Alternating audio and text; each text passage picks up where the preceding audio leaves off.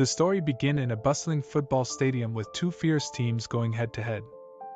Fans are on the edge of their seats, living and breathing every moment of the game, passionately supporting their respective sides. Amid the excitement, there's this one guy who looks downright terrified. You can see the fear in his eyes because he's carrying a secret that no one else in the stadium knows, that this place could blow sky high if the noise level surpasses 100 decibels. There's a handy indicator inside the stadium, a digital noisometer of sorts, that shows just how loud things are getting. This nervous fellow is on his phone, frantically discussing this potential catastrophe with someone. But he's not as discreet as he thinks because a concerned fan nearby overhears him and can't help but ask, "What's the deal, buddy?" With a worried look, the man spills the beans about the impending explosion if the noise levels get too high. He then makes it clear that if a goal is scored, the noise is bound to spike. Hearing this, the fan is understandably alarmed but realizes he's got a mission: prevent any goals until the final whistle blows. Just when things seem grim and the home team faces a penalty, chaos is about to unleash. But in the nick of time, our brave fan dashes onto the pitch and takes a heroic kick to delay the impending explosion. It's a temporary fix, but can he hold it off until the final whistle? After this nail-biting moment, the movie takes us on a journey back in time. We dive deep into the ocean, east of Hiroshima, aboard a Korean submarine named Halla. Inside, a group of Navy officers is committed to protecting their country from potential threats. Leading this group is Kang, who is the very same terrified man we saw in the football stadium. Unfortunately, one fateful day, they come under heavy fire, with an enemy submarine launching a barrage of missiles. Kang does his best to keep his crew calm and steer them to safety, but their efforts are in vain. The Halla ends up crashing at the bottom of the ocean. Fast forward a year, and Kang, who miraculously survived, has left his military days behind. He's now leading a normal life, retired from his duties, and spending quality time with his wife, Yoo-jong, and their daughter, Seol. But just as he's heading to a press event, out of the blue, he gets a call from an unknown number. On the other end of the line, the caller drops a bombshell, quite literally. He explains that explosives have been sneakily placed both at an amusement park and a major's residence. Then, he tosses the hot potato to Kang, asking him to choose one of these two locations. Not surprisingly, Kang abruptly hangs up.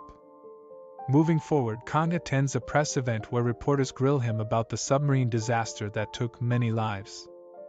One bold journalist even questions whether Kang did anything to help the situation, but he remains tight-lipped, offering no response. Meanwhile, the major receives a sinister package at his home, and upon opening it, he discovers a ticking bomb. Simultaneously, another bomb is discovered at the amusement park as mentioned by the anonymous caller. Tragically, before the major can react, the bomb explodes, leaving his entire family injured. In the next scene, Kang's wife, Yoo-jong, gets a call, instructing her to hurry to the amusement park. Right then, the bomber dials Kang and demands he install an app on his phone. He explains that this app will block all other calls and messages except his. Kang, skeptical as ever, initially refuses to comply. However, when the caller threatens to detonate the next bomb, he hastily installs the app. As soon as he installs the app, Kang receives the next target, the city's largest football stadium, the Asiatic Main Arena. Before hanging up, the bomber warns Kang not to involve the police and gives him a nerve-wracking 60 minutes to save the stadium's spectators. Kang wastes no time and rushes to the Asiatic Main Arena, where a club football match is in full swing. Inside, he's overwhelmed by the sheer number of fans. Finding a tiny bomb within the time limit seems virtually impossible. The bomber calls Kang and provides some crucial instructions. Firstly, the bomb is sound sensitive, and if the noise inside the stadium hits 100 decibels, it will activate. The bomb is also situated in the VIP seating area. Meanwhile, a news reporter named O'Days overhears Kang talking to the bomber and recognizes him as the captain of the ill-fated Halla submarine. He approaches Kang, inquiring if everything is alright. Kang briefly mentions the bomb and its noise-sensitive trigger, sending O'Day into a frenzy as he tries to figure out how to control the crowd. O'Day's initial distraction plan works for a while, hushing the crowd, but he gets removed, and the match resumes.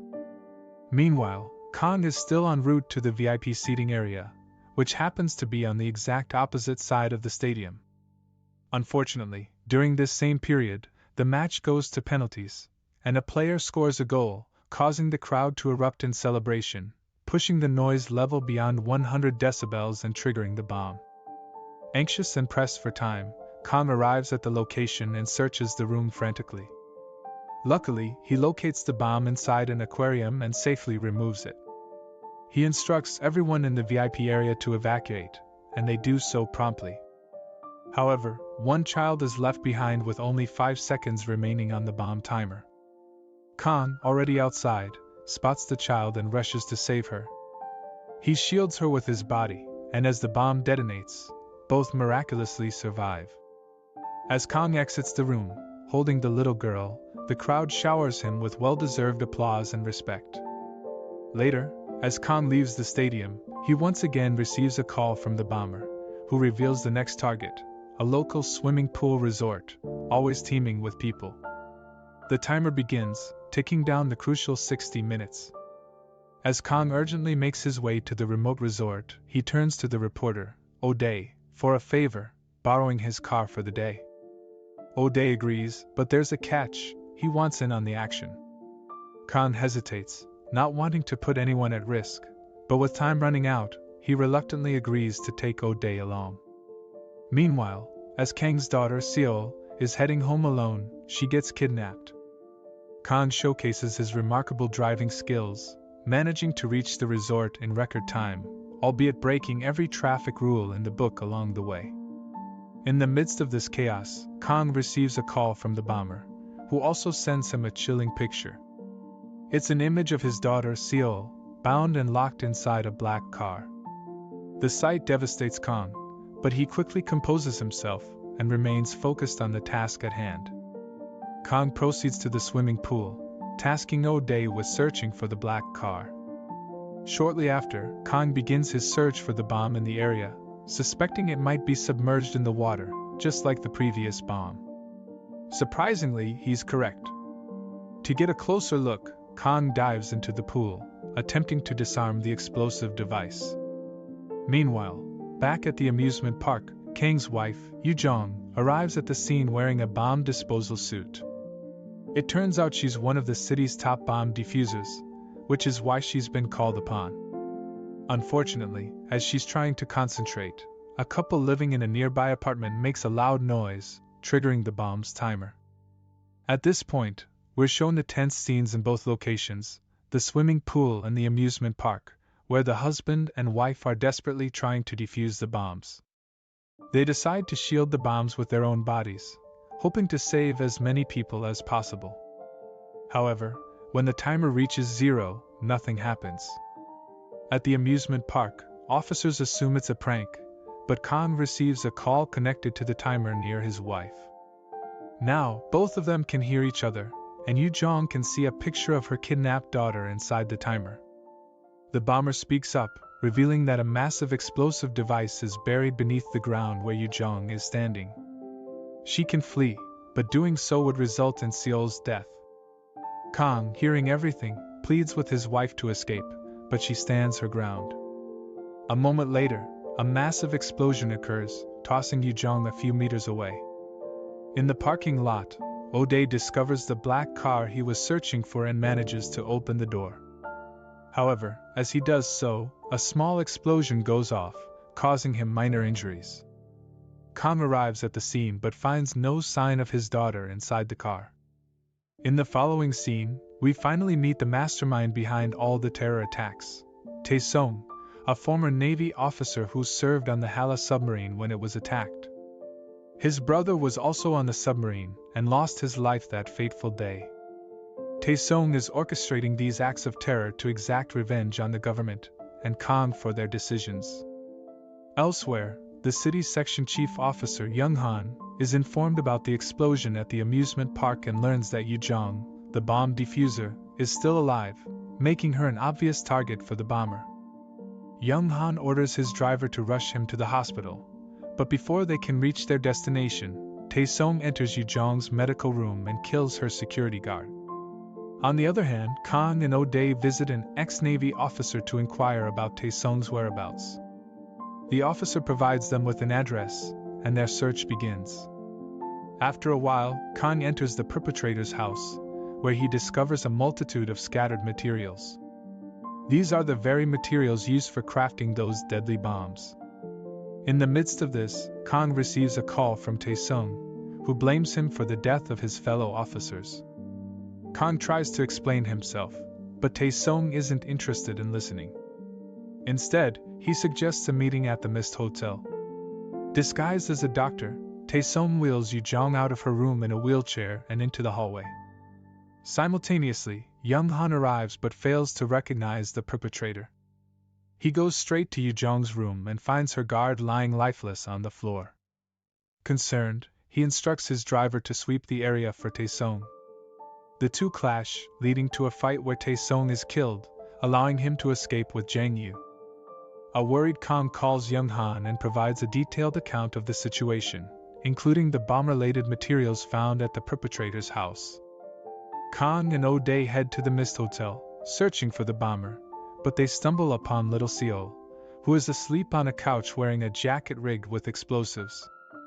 Meanwhile, Young Han and his team inspect the perpetrator's house and determine that the explosives are connected to various chips, making them difficult to disarm. Elsewhere, Tae-sung infiltrates the seminar hall of the Mist Hotel, donning another jacket filled with explosives and addressing the crowd. Upon hearing his voice, Kang rushes to the hall and confronts him. Despite Kang's best efforts to reason with the bomber, Tae-sung remains unyielding, blaming Kang for the death of his brother, Tae-ryong, and several other officers. He also condemns Kang for exploiting the situation for personal gain. A flashback takes us back to the time when the Hala submarine was stranded at the bottom of the ocean for 11 days. Tae-ryong expresses his faith in Captain Kang's ability to save them. However, when a telegram message arrives from headquarters stating that it will take 15 days for help to arrive and with only 19% oxygen remaining, panic ensues among the Navy officers. Kang devises a plan to save as many officers as possible by having them draw strings of different lengths, with those pulling shorter strings sacrificing themselves. Tae-sung pulls a longer string, while his brother, Tae-ryong, draws a shorter one, ultimately leading to his tragic fate. Back in the present, Tae-sung informs Kang that his wife is trapped inside a car parked outside the hotel. Kang has just 3 minutes to rescue both his daughter and wife. He adds that Kang must bring his own jacket close to both to deactivate the timers. As the clock ticks down, Tae-sung complicates matters by attacking Kang. The two engage in a heated battle, but eventually, Young Han arrives and shoots Tae-sung dead. With only about 90 seconds remaining, Kang leaps from the top floor of the Mist Hotel and manages to reach his wife, defusing the bomb just in time to save her. However, with only 23 seconds left on the timer, Kang drives the car into the building, finally reaching his daughter. He then steps out of the car and defuses the bomb just before it explodes. In the concluding scene, Kang accepts his responsibility for the deceased officers in front of the media. He acknowledges that the incident happened due to his poor decisions and that he should have acted more wisely. The film closes with Kang paying his respects at the tombstones of the fallen soldiers, offering his final tribute.